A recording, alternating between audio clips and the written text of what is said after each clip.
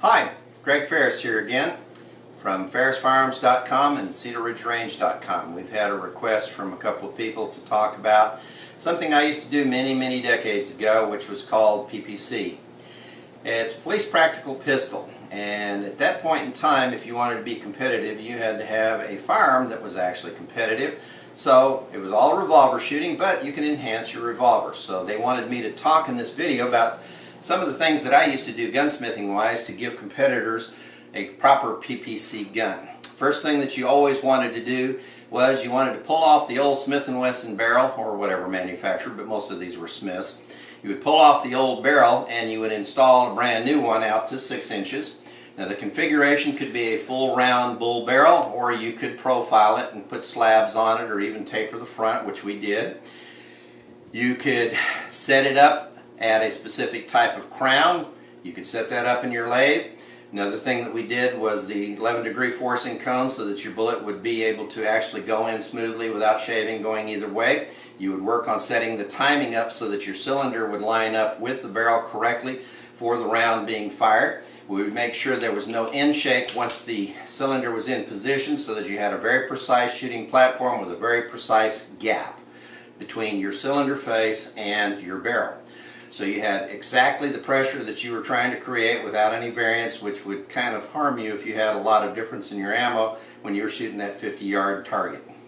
Next thing you would almost do without even thinking about it was put on a decent set of sights. And the original Smith sights would not fly, so we ended up adding weight to it by putting on a ribbed and guarded front sight, and we would use a precision click type sight in the back, basically a buried sight, give you a long sight radius so you could shoot very accurately. Now grips were optional for the shooter. You could put on what you wanted, wood, any kind of micarta, or these are the old Packmeyers. But one of the basic things that you would always do to enhance your ability to shoot accurately was to change the trigger. One of the earliest things that we discovered that made all the difference in the world to pulling the trigger on a Smith & Wesson was we would take and round the front of the trigger face so that your finger could roll through, because these were shot double action. And having the ability to roll through as that went back and through made it real easy for you to get onto that knuckle crease. Next thing that we did, Smith originally didn't do this, they started doing it in their later models. We put in an over-travel stop screw, which would go through, hit the frame, and stop right at the point where the actual hammer released. Makes you a little bit more accurate as a shooter. Smith added this into their guns later. But the number one thing you did was you went inside and worked with the internal parts, so that your hand and your rebound and your sear edges would all have a proper smooth release, so that you could actually fire the gun the same way each time without interrupting where your sights were at. Then of course you had the option, we did this as one of the types of bluing. This was a matte finish bluing. You could actually do the modern finishes now if you wanted the Cerakotes or the electroless nickel or nickel plating. I don't recommend nickel itself because it's too shiny and it upsets you when you are looking under heavy light conditions. You'll get a lot of glare. But putting the gun up, getting it out there, getting it on target, and being able to shoot the different events in the PPC, this was the style gun that we used. We're going to talk a little bit now about the sport and the requirements of shooting metallic handgun silhouette. Now this is an accuracy game. You're shooting targets anywhere from 50 all the way out to 200 meters with a handgun. And back in the days when we first started this, we were restricted to what the factory actually offered to us. That wasn't the greatest thing in the world, so it was very hard to be extremely competitive because it was hard to make the guns work at those distances. So it created an opportunity for the gunsmith, and I stepped right into that category and started gunsmithing different firearms so that you could compete in the different classes in the metallic silhouette shooting. One of the big classes that required the gunsmithing, of course, was the firearms that nobody in the factories made any firearms for, which was the open class. So our basic starting model for the open class was a Remington Action, which was the old 600, or what they call the XP100 action, so that you started with a pistol action. But essentially once you got started, you had a lot of things to do. First thing you had to do, completely take the thing apart and start remodeling so that it would give you the configuration that you needed to be able to shoot effectively when you were laying down and shooting at those long distances. Now we did a lot of different things, but the first thing to do to address accuracy, change the barrel.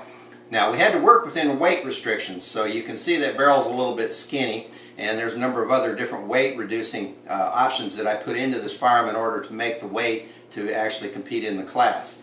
So we are able to go out to almost a 16-inch barrel, and we still had to shoot iron sights. Nowadays they get to play with optics and all that stuff, but if you wanted to be actually good, you learned how to shoot with iron sights. And back then they didn't make iron sights for these things.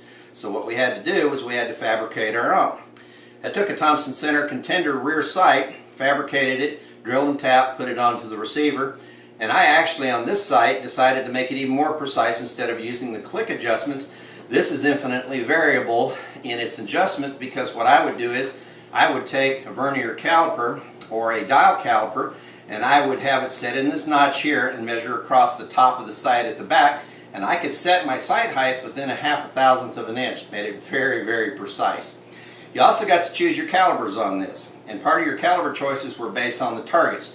You didn't actually have to just hit them, you actually had to knock them down, and when you're shooting at that ram out there at 200, you needed to put some steam into him so that he would fall over, because that was about a 60-pound steel target.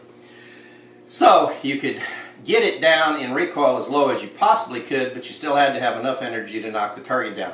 This particular firearm that I built for myself is a 747. That is the designation for it, but it basically started life as a .222 Remington Magnum that was blown out and loaded with a 7mm projectile. Now, we used the Redfield front sights where you could change out the apertures. This came from the old target shooting off of the rifles, but we adopted them so that they would work on the pistols.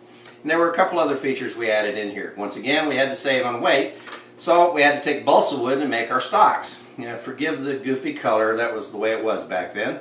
But we would conform these so that they would fit directly to your hand into the position that as you laid and shot, this gun would allow you to pull the trigger without interrupting your sights.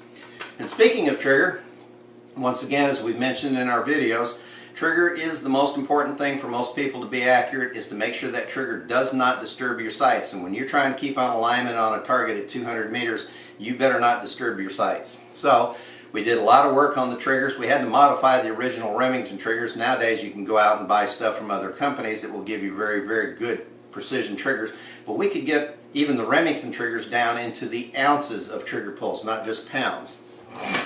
And we did a couple other things to this firearm to modify it so that it would work for the metallic shooting. One is that I put on an indicator to show me that I was cocked back here.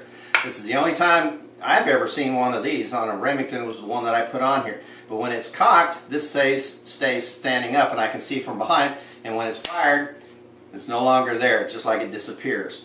The other thing was, unlike the normal way of getting the bolt out of the action where you had to reach in with some kind of a pick or something, now I've got it set up so that I can touch this little knob here, push it forward, and it will release and let the bolt come completely out. So it made it real easy to get it out and check it and clean it. I hope that you enjoyed this video, and we would love for you to check out some of our other videos. FerrisFirearms.com, or you can call, give us a contact at that, or CedarRidgeRange.com. Thanks. Bye.